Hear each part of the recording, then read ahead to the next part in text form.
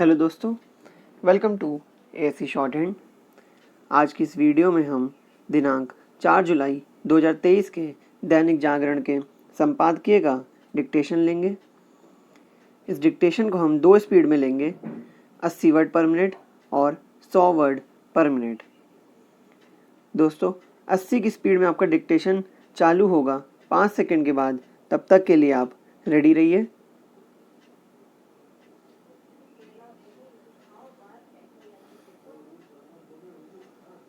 Start. विपक्षी दलों की अगली बैठक 17-18 जुलाई को बेंगलुरु में होने की जानकारी देते हुए कांग्रेस महासचिव के.सी.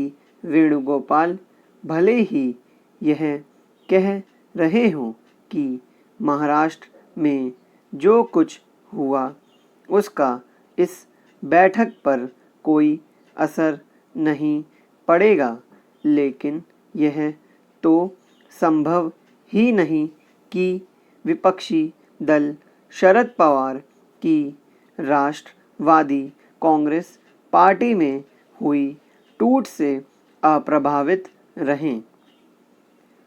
शरद पवार केवल महाविकास आघाड़ी को दिशा देने का ही काम नहीं कर रहे थे, बल्कि वह महाराष्ट्र की तर्ज पर राष्ट्रीय स्तर पर विपक्षी दलों में एका की कोशिश भी कर रहे थे। वह उन नेताओं में प्रमुख थे जिन पर अन्य दलों के साथ कांग्रेस भी विपक्षी एकता को मजबूत बनाने के लिए भरोसा कर रही थी।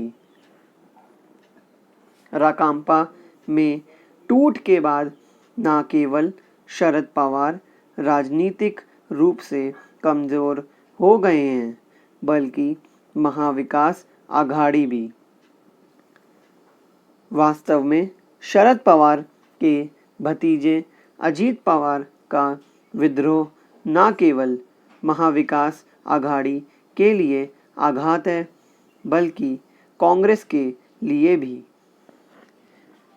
लोकसभा सीटों की दृष्टि से देश के दूसरे सबसे महत्वपूर्ण राज्य महाराष्ट्र में विपक्षी दलों के मोर्चे में बिखराव भाजपा विरोधी दलों को एकजुट करने की मुहिम को झटका देने वाला है।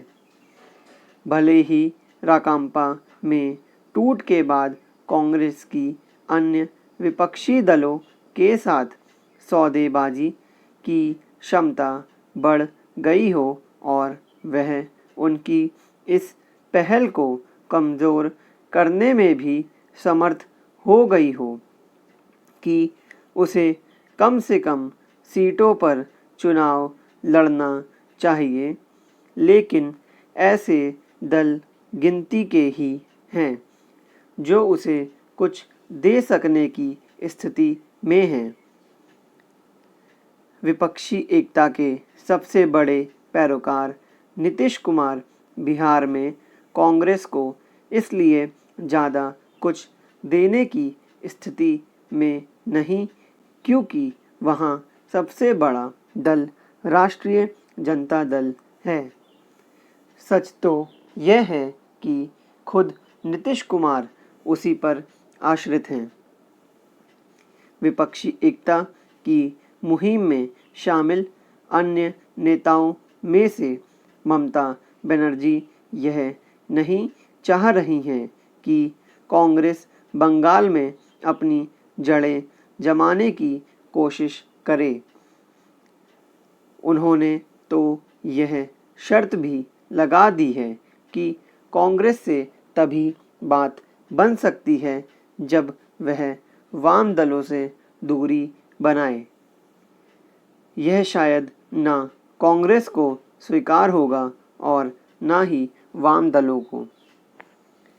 एक समस्या यह भी है कि केरल में सत्तारूढ़ वाम दलों के नेता कांग्रेस से मेल मिलाप के लिए इच्छुक नहीं, क्योंकि वहाँ उनका मुकाबला उससे ही है।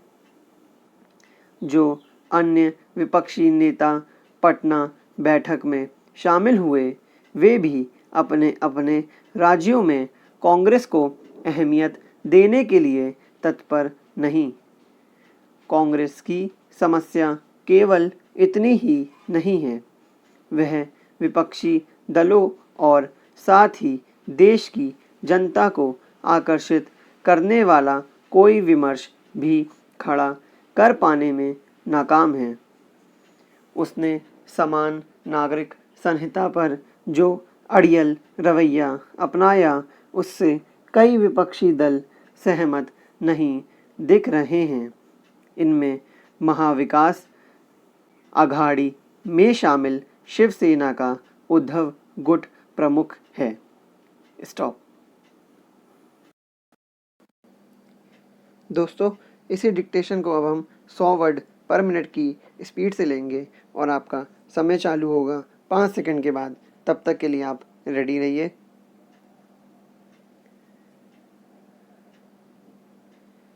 स्टार्ट। विपक्षी दलों की अगली बैठक 17-18 जुलाई को बेंगलुरु में होने की जानकारी देते हुए कांग्रेस महासचिव के.सी. वेणुगोपाल भले ही यह कह रहे हों कि महाराष्ट्र में जो कुछ हुआ उसका इस बैठक पर कोई असर नहीं पड़ेगा, लेकिन यह तो संभव ही नहीं कि विपक्षी दल शरद पवार की राष्ट्रवादी कांग्रेस पार्टी में हुई टूट से अप्रभावित रहें।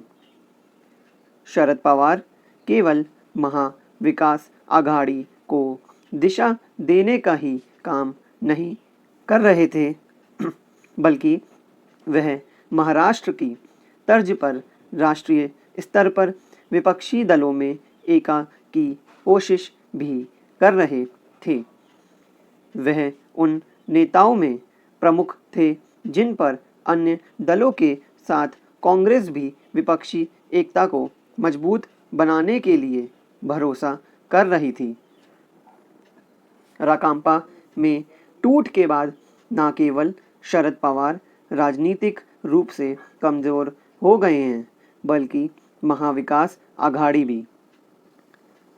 वास्तव में शरद पवार के भतीजे अजीत पवार का विद्रोह न केवल महाविकास आघाड़ी के लिए आघात है, बल्कि कांग्रेस के लिए भी। लोकसभा सीटों की दृष्टि से देश के दूसरे सबसे महत्वपूर्ण राज्य महाराष्ट्र में विपक्षी दलों के मोर्चे में बिखराव भाजपा विरोधी दलों को एकजुट करने की मुहिम को झटका देने वाला है। भले ही राकांपा में टूट के बाद कांग्रेस की अन्य विपक्षी दलों के साथ सौदेबाजी की क्षमता बढ़ गई हो और वह उनकी इस पहल को कमज़ोर करने में भी समर्थ हो गई हो कि उसे कम से कम सीटों पर चुनाव लड़ना चाहिए, लेकिन ऐसे दल गिनती के ही हैं जो उसे कुछ दे सकने की स्थिति में हैं। विपक्षी एकता के सबसे बड़े पैरोकार नीतीश कुमार बिहार में कांग्रेस को इसलिए ज़्यादा कुछ देने की स्थिति में नहीं क्योंकि वहाँ सबसे बड़ा दल राष्ट्रीय जनता दल है। सच तो यह है कि खुद नीतीश कुमार उसी पर आश्रित हैं। विपक्षी एकता की मुहिम में शामिल अन्य नेताओं में से ममता बनर्जी यह नहीं चाह रही हैं कि कांग्रेस बंगाल में अपनी जड़ें जमाने की कोशिश करे। उन्होंने तो यह शर्त भी लगा दी है कि कांग्रेस से तभी बात बन सकती है जब वह वाम दलों से दूरी बनाए। यह शायद ना कांग्रेस को स्वीकार होगा और ना ही वाम दलों को। एक समस्या यह भी है कि केरल में सत्तारूढ़ वाम दलों के नेता कांग्रेस से मेल मिलाप के लिए इच्छुक नहीं, क्योंकि वहां उनका मुकाबला उससे ही है। जो अन्य विपक्षी नेता पटना बैठक में शामिल हुए, वे भी अपने अपने राज्यों में कांग्रेस को अहमियत देने के लिए तत्पर नहीं। कांग्रेस की समस्या केवल इतनी ही नहीं है, वह विपक्षी दलों और साथ ही देश की जनता को आकर्षित करने वाला कोई विमर्श भी खड़ा कर पाने में नाकाम है। उसने समान नागरिक संहिता पर जो अड़ियल रवैया अपनाया, उससे कई विपक्षी दल सहमत नहीं दिख रहे हैं। इनमें महाविकास अघाड़ी में शामिल शिवसेना का उद्धव गुट प्रमुख है। स्टॉप।